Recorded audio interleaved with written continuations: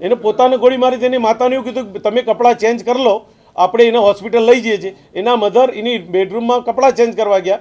108નો જે માણસ હતો એ બેઠક રૂમમાં જઈ અને એના કંટ્રોલ રૂમમાં જાણ કરવા જાય છે કે આવી એક બીના બની છે, પોલીસ મોકલી આપો. એ દરમિયાન એનો લાભ લઈ અને યશરાજે પોતાને ગોળી મારી દીધી. પરિવારની સાથે આવો એક 2 વ્યક્તિના કુટુંબમાં મૃત્યુ થયેલા છે. પરિવાર સાથે કોઈપણ પરિવારના સભ્યો અત્યારે એટલા બધા આઘાતમાં છે કે ઊંડાણપૂર્વક સ્વસ્થ મને અમારી સાથે ચર્ચા કરી શકે એવી સ્થિતિમાં નથી.